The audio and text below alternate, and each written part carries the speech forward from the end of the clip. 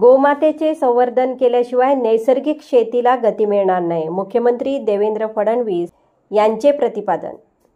गोवर्धन गोशाळा कोकण प्रकल्पाचे उद्घाटन। गोशाळा प्रकल्प शेतकऱ्यांसाठी दिशादर्शक ठरणार, उपमुख्यमंत्री एकनाथ शिंदे। शेतकऱ्यांना समृद्ध करण्यासाठी देशी गायींचे संवर्धन महत्त्वाचे असून गोमातेचे संवर्धन केल्याशिवाय नैसर्गिक शेतीला गती मिळणार नाही, असे प्रतिपादन राज्याचे मुख्यमंत्री देवेंद्र फडणवीस यांनी केले। सिंधुदुर्ग जिल्ह्यातील करंजे साटमवाडी तालुका कणकवली येथे 70 एकर जागेत उभारण्यात आलेल्या गोवर्धन गोशाळा कोकण प्रकल्पाचे उद्घाटन त्यांच्या हस्ते पार पडले।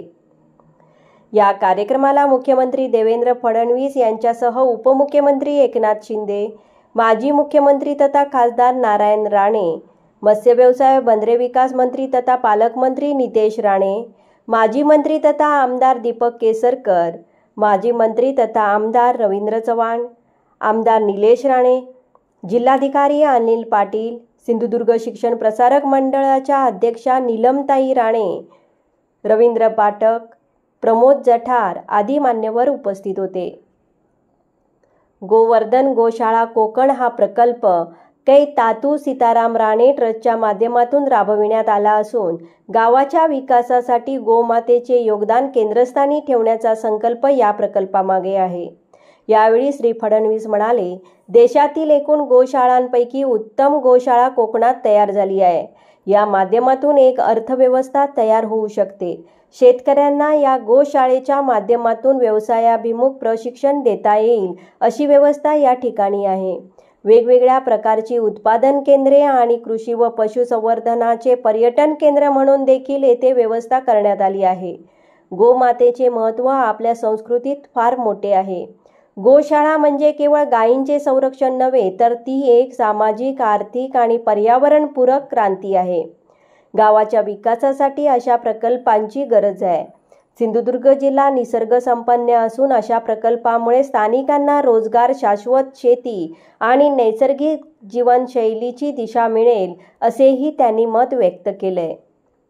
सकाळी पहिल्यांदा आम्ही राजकोट किल्ल्यावर जाऊन त्या ठिकाणी छत्रपती शिवरायांच्या देशातील सर्वात भव्य पुतळ्याचं एक प्रकारे अर्चन केलं, तिथे पूजा केली आणि मागच्या काळामध्ये देशाचे प्रधानमंत्री माननीय नरेंद्र मोदीजी यांनी उद्घाटित केलेला हा पुतळा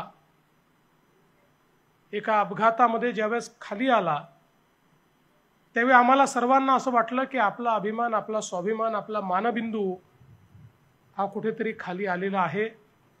आणि म्हणून आम्ही निर्धार केला की रेकॉर्ड वेळेत त्या ठिकाणी होता त्यापेक्षा भव्य छत्रपती शिवरायांचा पुतळा आम्ही निर्माण करू। आणि मला अतिशय आनंद आहे की तत्कालीन आमचे PWD मंत्री रवींद्र चव्हाणजी आणि आताचे आमचे PWD मंत्री शिवेंद्रजी भोसले यांच्या पुढाकाराने देशातला सर्वात उंच 91 फुटाचा महाराजांचा पुतळा हा त्या ठिकाणी तयार झाला। आज आम्ही सर्वांनी तिथे शिवारती करून त्याची एक प्रकारे लोकांना तो खुला केला। खरं म्हणजे आज राणे साहेबांचं किती अभिनंदन करावं तेवढं थोडं आहे। इतका सुंदर अशा प्रकारचा हा प्रकल्प राणे साहेबांनी तयार केला आहे। मी देखील राणे साहेबांसोबत जवळपास गेली 30 वर्ष काम करतोय आणि कुठलंही कार्य हातामध्ये घेतल्यानंतर ते नीट झालं पाहिजे, ते परफेक्ट झालं पाहिजे, त्याच्यामध्ये कुठलीही त्रुटी राहू नये अशा प्रकारची त्यांची कार्यपद्धती असते। आणि प्रत्येक गोष्टीत स्वतः लक्ष घालून त्यात गुणवत्ता कशी येईल, ते गुणवत्तेचे पारखी आहेत, त्यामुळे त्यांना प्रत्येक गोष्टीत गुणवत्ता लागते आणि त्यांच्या त्याच गुणवत्तेतून आज मी असं म्हणेन की देशातल्या ज्या चांगल्या गोशाळा आहेत त्या गोशाळांसारखीच एक देशातली उत्तम गोशाळा या कोकणामध्ये राणे साहेबांनी तयार केली। आणि मी स्वतःला भाग्यवान समजतो की इतक्या चांगल्या गोशाळेचं उद्घाटन करण्याची संधी मला मिळाली आणि त्यांनी मला आणि शिंदे साहेबांना आम्हाला निमंत्रित केलं, त्याबद्दल देखील त्यांचे मनापासून आभार मानतो। आपल्याला सर्वांना कल्पना आहे की गोमातेचं महत्त्व हे आपल्या संस्कृतीत फार मोठं आहे। आपला जो सनातन धर्म आहे, सनातन संस्कृती आहे, ही केवळ मूर्तीपूजक नाही, ती निसर्गपूजक आहे। आणि म्हणून सनातन संस्कृतीने निसर्गात उपलब्ध असलेल्या वनस्पती असतील, झाडझुडपं असतील, पशुपक्षी प्राणी असतील, मासे असतील, सर्वांच्या संवर्धनाची संकल्पना मांडलेली आहे। आणि या संकल्पनेमध्ये गोमातेला अतिशय उच्च असा प्रकारचा दर्जा दिलेला आहे। गोमाता ही आपण आईसारखी मानतो, गोमातेमध्ये ईश्वर वास करतो असं आपण मानतो। याचं कारण आपण जर बघितलं तर कृषी संस्कृतीमध्ये गोमातेचा कुठलाही दुसरा पर्यायच असू शकत नाही, हे आपण ऐतिहासिक दृष्ट्या बघितलेलं आहे। ज्या काळामध्ये संस्कृतीत कृषी हाच सर्वात महत्त्वाचा घटक होता, त्या काळातली कृषी समृद्ध होती, कारण गोमातेचं महत्त्व आम्ही जाणून घेतलं। आणि गोमाता अशी आहे की आपल्या जन्मापासून मृत्यूपर्यंत ती केवळ देत राहते। गाय भाकड झाली तरी तिचं शेण, तिचं गोमूत्र या प्रत्येक गोष्टीतून आपल्याला काही ना काही मिळतं। आणि म्हणूनच ही देणारी आहे, ही घेणारी नाही आहे। अतिशय आपण जर बघितलं तर आज जे अनुसंधान झालेलं आहे, त्या अनुसंधानाच्या माध्यमातून गोमूत्र असेल किंवा शेण असेल, याच्यामध्ये इतक्या वेगवेगळ्या प्रकारच्या गोष्टी आपल्याला पाहायला मिळतात। खरं तर आपण जर आपल्या महाराष्ट्राचाच इतिहास बघितला तर महाराष्ट्रामध्ये ज्या भागामध्ये गोधन कमी झालं, त्या भागामध्ये हळूहळू आत्महत्या वाढलेल्या देखील आपण बघितल्या। कारण एकीकडे या गोधनामुळे मोठ्या प्रमाणात नैसर्गिक खत आपल्याला मिळायचं, दुधापासनं आमच्या शेतकऱ्यांना 2 पैसे त्यातनं प्राप्त व्हायचे। पण हळूहळू कॅश क्रॉपकडे वळल्यानंतर चाऱ्याचा प्रश्न निर्माण झाला आणि त्यातनं चारा नाही म्हणून गोधन विकलं, आणि गोधन विकलं म्हणून हळूहळू हे जे संपूर्ण आमची नैसर्गिक पद्धत होती, त्या पद्धतीपासून शेतकरी दूर गेला। आणि जिथे जिथे तो दूर गेला त्या त्या ठिकाणची शेती ही अडचणीत आलेली आपण सगळ्यांनी बघितली। आज पुन्हा आपण नैसर्गिक शेतीकडे वळतो। आपण बघितलं की या ठिकाणी केमिकल युक्त अशा प्रकारची जी शेती आपण करून बघितली, त्यातनं काही काळ उत्पादकता वाढली, पण शेवटी जमिनीची जी पोत आहे ती हळूहळू खराब व्हायला लागली, जमिनीची उत्पादन क्षमता खराब व्हायला लागली, उत्पादकता ही कमी कमी व्हायला लागली। अनेक ठिकाणी तर जमिनीची उपजाऊ क्षमताच संपली। आणि आता सर्वांच्या लक्षात आलं की आम्हाला पुन्हा नैसर्गिक शेतीकडेच वळावं लागेल। आणि आता विशेषतः आमच्या देशी गायचं शेण, गूळ वगैरे अशा सगळ्या गोष्टी एकत्रित करून या ठिकाणी जे मिश्रण तयार होतं आणि त्याच्या माध्यमातून त्याचा वापर आता शेतीमध्ये ज्यांनी सुरू केला, त्यांच्या असं लक्षात आलं की त्यांचं जे काही उत्पादकता आहे, ही उत्पादकता 1.5 पटीनं 2 पटीनं वाढायला लागली। आणि नैसर्गिक शेती हाच उपाय आहे। केमिकल शेतीमुळे रोगही वाढले, कॅन्सर सारख्या रोगाचा प्रादुर्भाव वाढला। आणि म्हणून देशामध्ये आणि राज्यामध्ये नैसर्गिक शेतीचं मिशन आपण सुरू केलं। या नैसर्गिक शेतीच्या मिशनमध्ये 25 लाख हेक्टर शेती पहिल्या टप्प्यात आपण या ठिकाणी नैसर्गिक शेतीखाली आणायचं ठरवलं। पण नैसर्गिक शेती जर करायची असेल तर गोमातेच्या संवर्धनाशिवाय आपल्याला ही नैसर्गिक शेती करता येणार नाही। आणि म्हणून मोठ्या प्रमाणात गोमातेचं संवर्धन देखील आज आपण करतो। गोमातेला राज्यमातेचा दर्जा दिलाय, आपण आयोग तयार केलेला आहे। या आयोगाच्या माध्यमातून देशी आपल्या ज्या गोमाता आहेत त्यांच्याकरता चाऱ्याचं अनुदान देण्याचा निर्णय आपण घेतलेला आहे की ज्या माध्यमातून आमच्या या देशी गायी त्या ठिकाणी टिकल्या पाहिजेत। खरं म्हणजे आपला प्रवास उलटा झाला। आपल्या देशी गाई सगळ्यात चांगल्या होत्या, पण आपण होस्टन आणल्या, आपण वेगवेगळ्या प्रकारच्या विदेशी क्रॉसब्रीड या ठिकाणी तयार केल्या आणि आपल्या गिर गाईला, आपल्या थारपारकर गाईला, आपल्या साईवाल गाईला ब्राझील घेऊन गेला आणि ब्राझीलनी आपल्या या देशी गाईचं त्या ठिकाणी संवर्धन केलं आणि आज आपण पाहतोय की जे सेक्स सॉर्टेड सिमेन आहे त्याची टेक्नॉलॉजी ब्राझीलवरनं आपल्याला आणावी लागते आणि ते 100% आपल्या देशी गाईचं आहे। आपल्या देशी गाईचं संवर्धन या ठिकाणी करण्याचं काम आज त्या ठिकाणी करण्यात आलेलं आहे। आपल्यालाही आता हे लक्षात आलेलं आहे आणि मला अतिशय आनंद वाटतो की या ठिकाणी सगळ्या देशी गाई मला पाहायला मिळाल्या। मोठ्या प्रमाणात आपल्या गिर गाई आहे, आपल्या देवणी आहेत, आपल्या कपिला आहेत, वेगवेगळ्या प्रकारचे जे आपल्या साहिवाल आहे, वेगवेगळ्या प्रकारच्या ज्या आपल्या देशी गायी आहेत, या सगळ्या या ठिकाणी आपल्याला पाहायला मिळालेल्या आहेत। देशी गायींचं संवर्धन करूनच आपण खऱ्या अर्थानं आपल्या शेतीला, शेतकऱ्यांना स्वयंपूर्णतेकडे नेऊ शकतो आणि शेणावर आधारित या ठिकाणी खतं असतील, शेणावर आधारित या ठिकाणी गॅस असेल, शेणावर आधारित पेंट असेल।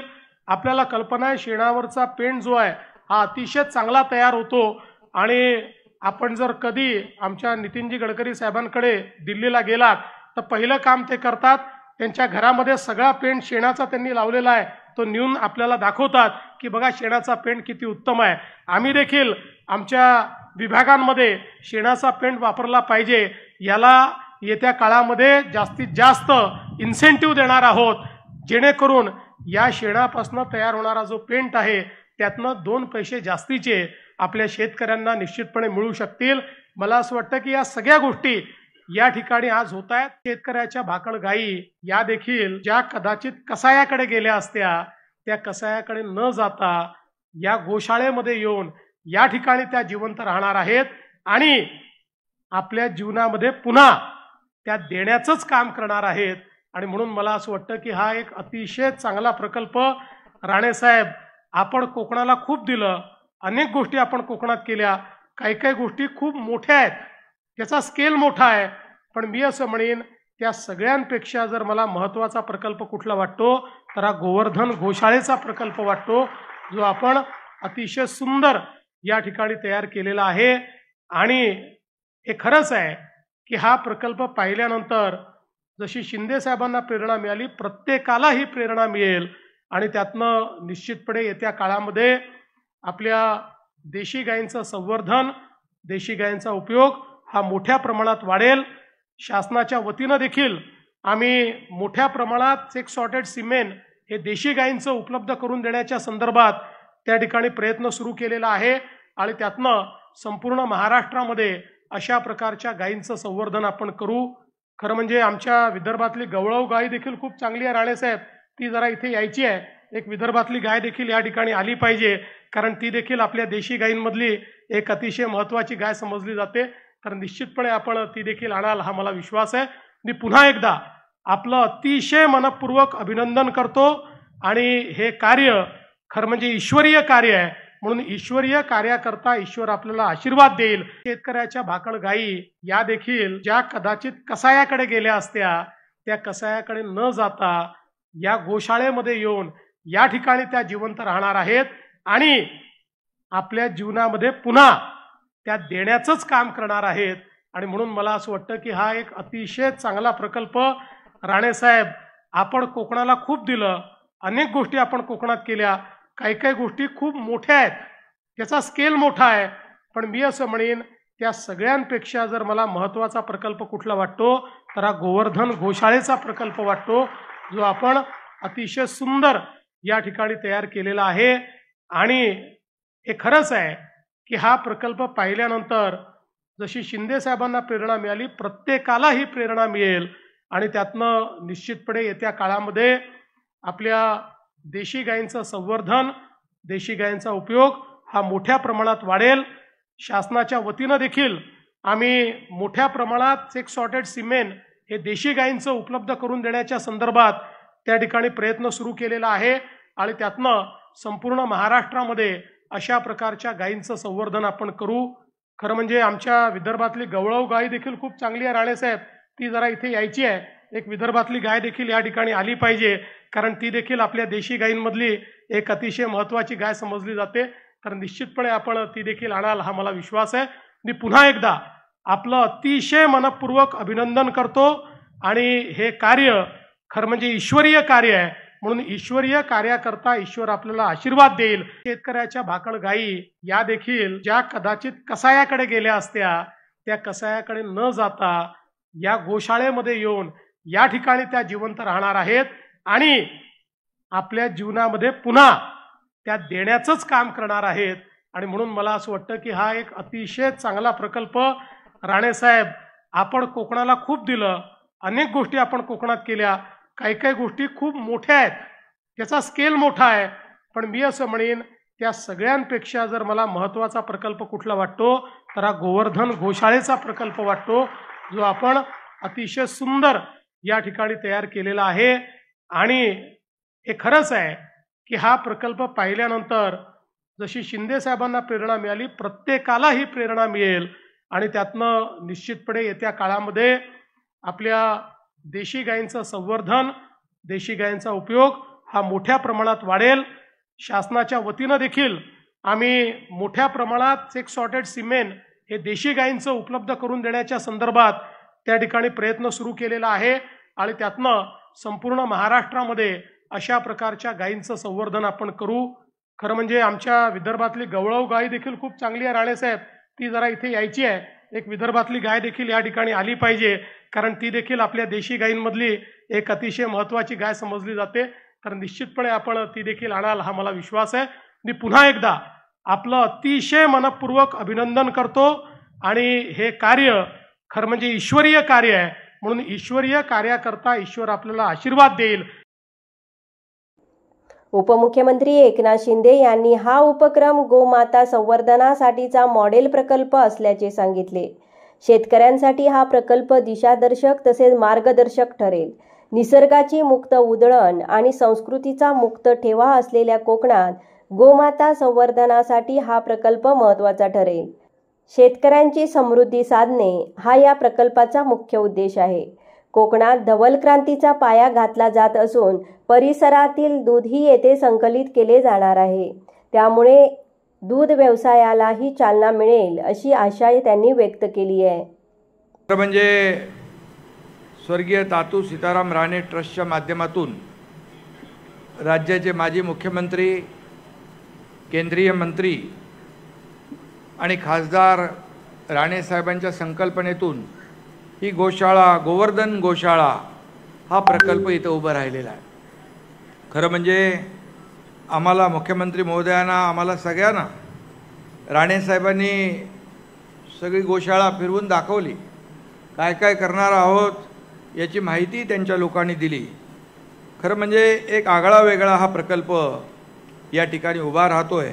एक मॉडेल प्रकल्प या ठिकाणी सर्वसामान्य लोकांसाठी, शेतकऱ्यांसाठी एक दिशादर्शक, मार्गदर्शक ठरेल असा हा प्रकल्प आहे.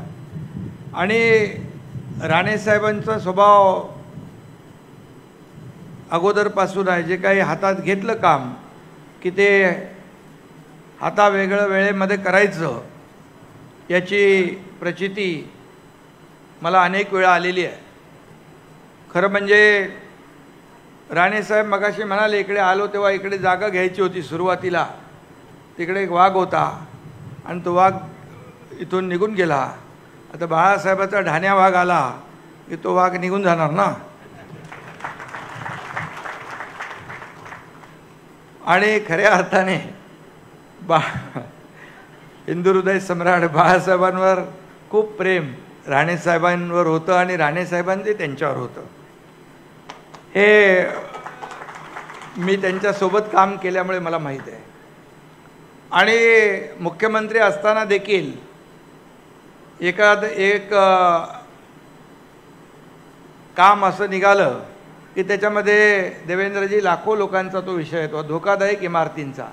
मला वाटतं चंद्रशेखर त्यावेळेस कमिशनर होते आणि धर्मवीर आनंद दिघे साहेबांना आम्ही सांगितलं हे सगळ्या नोटिसा देत आहेत, पण त्या धोकादायक इमारती आहेत त्याला ठीक आहे, परंतु ज्या चांगल्या इमारती आहेत त्यालाही नोटिसा मिळत आहेत. तर बोले आता एकच पर्याय आहे, मुख्यमंत्री महोदयांकडे जायचं. मग आम्ही मुख्यमंत्री महोदयांकडे आलो. रात्री 10-11 वाजता आलो. ते 12:30-1ला आम्हाला भेटले आणि दिघे साहेबांनी त्यांना सगळी सांगितली वस्तुस्थिती. मी सभागृह नेता होतो त्यावेळेस. आणि राणे साहेबांना सांगितलं या सर्व इमारतींना नोटिसा दिलेल्या आहेत. तर बोलले अरे बाबा नोटिसा दिल्या आहेत, मग त्या जर पडल्या आणि मी स्टे दिला आणि पडल्या तर काय. बोले पडणाऱ्या इमारती नाहीत, हे अतिशय मजबूत, याचं ऑडिट केलेलं आहे, स्ट्रक्चरल ऑडिट केलेलं आहे. आणि मग त्यांनी क्षणाचा विलंब न लावता मुख्यमंत्री महोदय त्याला तात्काळ स्थगिती दिली आणि लाखो लोकांना तिथं त्यांना त्यांच्या घरांचा प्रश्न सोडवण्याचं काम केलं. त्यानंतर मग आपण तर त्या सगळ्या इमारती क्लस्टरमध्ये घेतल्या. आता क्लस्टरमध्ये आपण त्यांचा पुनर्विकास करतो आहे. पण सांगण्याचं तात्पर्य जे आहे की एकदा एक धाडसाने निर्णय कसे घ्यायचे आणि ते नियमात कसे बसवायचे हे राणेसाहेबांनी त्यावेळेस आम्हाला दाखवलं. कोकण म्हणजे खरं म्हणजे निसर्गाची मुक्त उधळण आणि संस्कृतीचा सुगंध आणि परंपरांचा अमूल्य ठेवा असणारा हा प्रदेश आहे. खरं तर मगाशी राणेसाहेब म्हणाले इकडे सगळं बघितलं आहे, कृष्ण मंदिर आहे, इथे सप्त मंदिर आहे, सगळ्या 7 प्रकारच्या गायी आहेत. इथं आल्यानंतर एक थोडंसं चांगल्या एका देवभूमीत आल्यासारखं वाटतं आहे. आणि म्हणून आज खऱ्या अर्थाने आज राणेसाहेबांनी जे काही काम केलेलं आहे खऱ्या अर्थाने ते एक दिशादर्शक आहे.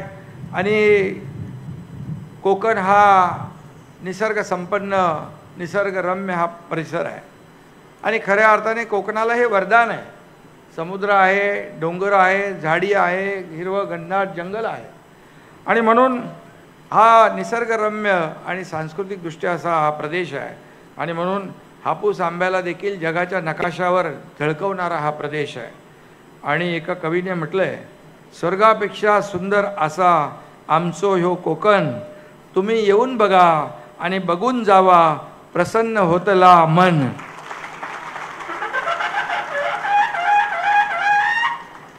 अशा सुंदर भूमीत गोमातेच्या रक्षणासाठी आणि संवर्धनासाठी गोशाळा बांधली आहे. आणि खऱ्या अर्थाने एक अतिशय पर्यावरण स्नेही आणि पूर्णपणे नॅचरल सगळ्या गोष्टी इथं होतील. आणि म्हणून राणेसाहेब धडाडीचे नेते म्हणून त्यांचं काम आहे. कोकणासाठी देखील त्यांचं जे योगदान आहे हे कोणी विसरू शकणार नाही. आणि 80% समाजकारण 20% राजकारण बाळासाहेबांचा मूलमंत्र ते अद्यापही विसरलेले नाहीत. आणि म्हणून मी त्यांचं मनापासून अभिनंदन करतो, त्यांना शुभेच्छा देतो. गायीचं तर महत्त्व आपल्याला मला सांगण्याची आवश्यकता नाही. जगातील सर्वात प्राचीन ग्रंथ असलेल्या ऋग्वेदीमधील एका मंत्रामध्ये देखील गायीला उच्चस्थान दिलेलं आहे.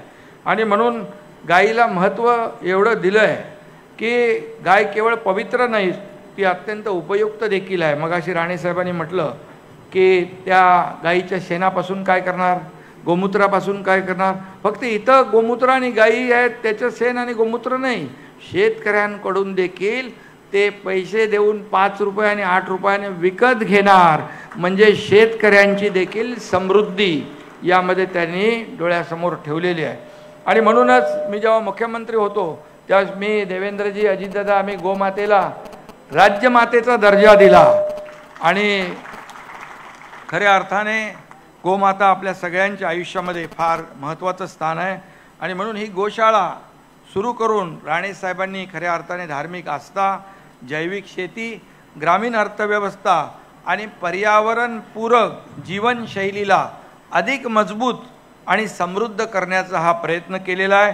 कोकणी माणसाला, या भागातल्या शेतकऱ्याला श्रीमंत करण्याचा हा प्रयत्न आहे. आणि म्हणून गोवर्धन पर्वत उचलण्याचं काम राणेसाहेबांनी केलेलं आहे. आणि म्हणून राणेसाहेबांना मी मनापासून अभिनंदन करतो. राणेसाहेबांच्या गोशाळेद्वारे कोकणात धवल क्रांतीचा पाया रचला जाणार आहे. मगाशी आम्ही पाहिलं की गाईच्या दुधापासून पनीर असेल, दही असेल, तूप असेल, लोणी असेल, सगळं बनवत आहे. आणि त्यासाठी लागणारं हजारो लिटर दूध, म्हणजे त्यांची संकल्पना जी आहे या गायींच्या माध्यमातून दूध मिळेलच, परंतु आजूबाजूच्या या संपूर्ण परिसरातल्या शेतकऱ्यांकडून देखील दूध विकत घेतलं जाईल आणि त्यांना देखील पैसे मिळतील आणि खऱ्या अर्थाने त्यांच्या देखील आयुष्यामध्ये चांगले दिवस येतील, असा हा प्रकार पश्चिम महाराष्ट्रात होतो. पण पश्चिम महाराष्ट्रामध्ये गिरवलेला धडा राणे साहेबांनी कोकणामध्ये आणलेला आहे. त्यामुळे त्यांचं मी मनापासून त्यांना धन्यवाद देतो. मोठा प्रकल्प आहे आपला आणि मला देखील मोह आवरला नाही. माझ्याकडे पण गावाला गोशाळा आहे, परंतु ही अशी नाही आहे. आता मला तुमचं मार्गदर्शन घेऊन अशी करायची आहे. गायीपासून काय काय तयार होतं ते तुम्ही सांगितलेलं आहे. आणि म्हणून खऱ्या अर्थाने महायुती सरकार, मी मुख्यमंत्री असताना देखील अनेक प्रकल्प आम्ही देवेंद्रजी, अजितदादा आमच्या टीमने पुढे नेले. आता देखील सागरी महामार्ग करतोय. देवेंद्रजी आता मुख्यमंत्री आहेत. आमची टीम या ठिकाणी गेल्या वेळी जे वेगवान निर्णय आम्ही घेतले, एकीकडे विकास प्रकल्प, दुसरीकडे कल्याणकारी योजना, लाडक्या बहिणीसारख्या अनेक योजना, शेतकऱ्यांच्या योजना, आणि त्यामुळे या महाराष्ट्रातल्या राज्यातल्या जनतेने आपल्या महायुतीला भरभरून दिलं, एक दैदिप्यमान असं यश दिलं, लँडस्लाईड मॅन्डेट दिलं. आणि त्यामुळे आमची सगळ्यांची जबाबदारी आणखी वाढली आहे. आमची टीम ते पुढे देखील त्याच वेगाने, त्याहीपेक्षा दुप्पट वेगाने, आता मुख्यमंत्री महोदयांचा 100 दिवसाचा एक कृती आराखडा होता, त्यात देखील खूप चांगलं काम अनेक विभागाने केलं. आता 150 दिवसाचा आम्ही करतोय.